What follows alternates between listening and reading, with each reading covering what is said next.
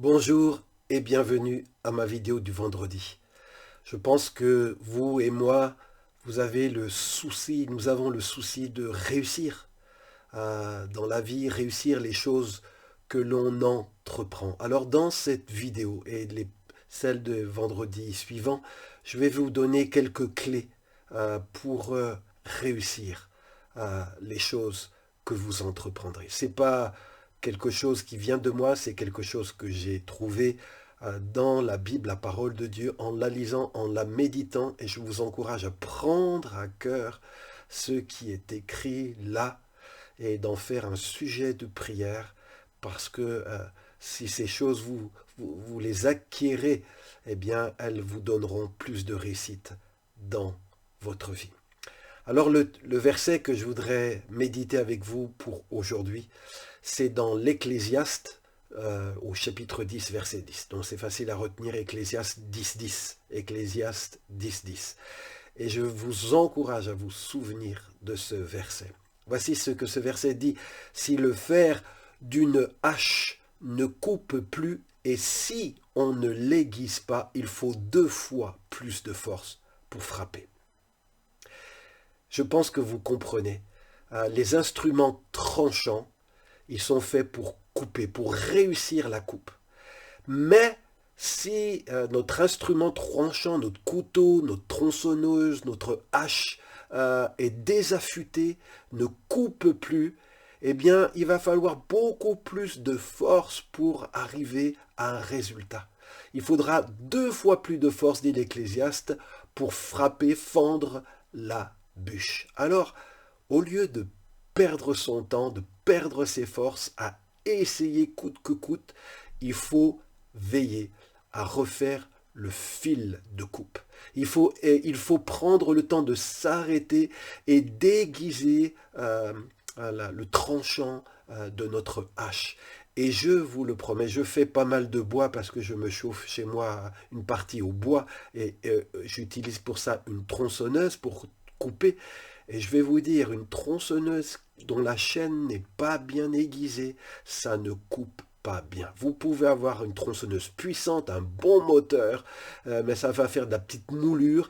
Mais si vous aiguisez, si vous savez bien aiguiser votre chaîne de tronçonneuse, ça va faire de gros copeaux et vous allez tronçonner vite, bien comme il faut, de manière efficace, même des gros troncs d'arbres. Donc le secret de la réussite, quand on veut couper, c'est veiller à que l'instrument qu'on utilise soit aiguisé et tranchant. Eh bien, le psalmiste dit ceci, la sagesse a l'avantage de faire réussir les choses. Il prend l'exemple des tranchants des instruments pour l'appliquer à un autre domaine de notre vie. Si on veut réussir, il nous faut aussi être aiguisé. Et il est dit que ce qui aiguise un être humain, ce qui aiguise un enfant de Dieu, c'est la sagesse. La sagesse, elle a l'avantage de faire réussir les choses. Si tu fais les choses sans sagesse, il va te falloir beaucoup peiner, beaucoup de force. Mais si ce que tu fais dans la vie, ce que tu entreprends, si la sagesse t'inspire, si la sagesse est à tes côtés, tu auras un grand avantage sur tous les autres. C'est la sagesse te fera réussir les choses que tu fais. C'est pas moi qui le dis, c'est Ecclésiaste 10, 10. Alors quand on lit ça, qu'est-ce qu'on doit faire? S'arrêter et dire Seigneur, je veux plus gaspiller mon temps, je veux plus gaspiller mes forces à essayer de faire réussir des choses.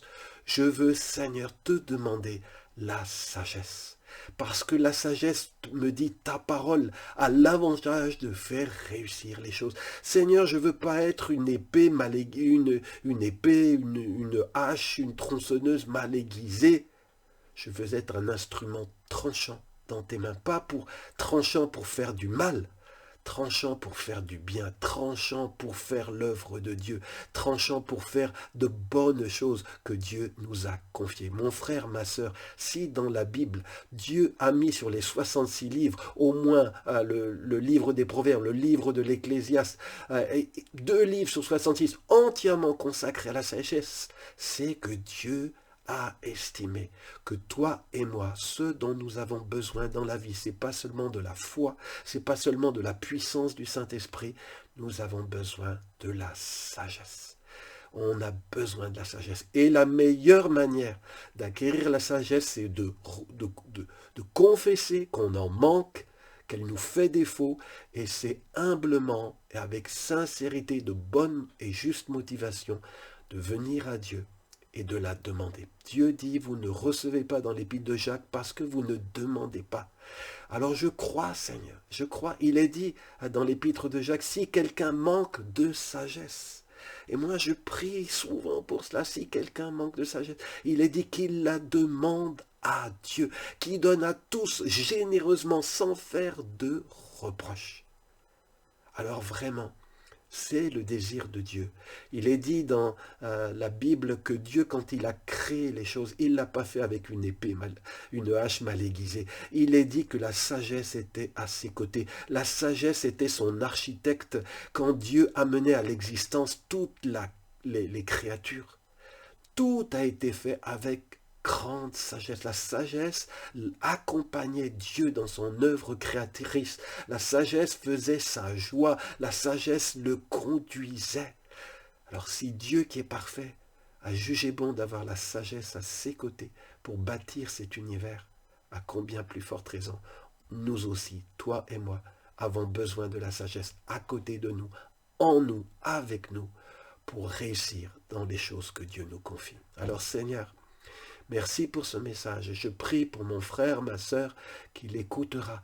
Je prie que dans ses prières, il n'oublie pas de te demander la sagesse. Je veux prier, Seigneur, que tu accordes, parce que tu es généreux, tu ne fais pas de reproches, accorde la sagesse aux enfants qui te la demanderont. Seigneur, nous ne voulons pas, Seigneur notre Dieu, galérer juste parce que nous sommes un instrument mal aiguisé. Seigneur, affûte-nous, je t'en prie, affûte-nous par ta parole, affûte-nous, Seigneur, par le vis-à-vis, les conseils des autres, puisque tu dis que comme le fer aiguise le fer, ainsi l'homme s'aiguise au contact de son prochain. Seigneur, fais que je sois un homme et une femme plus aiguisés, plus sages, Seigneur, dans ma vie de conjoint, de mari, d'épouse, de père, de mère, plus, Seigneur, sage et avisé dans le ministère que tu m'as donné, Seigneur.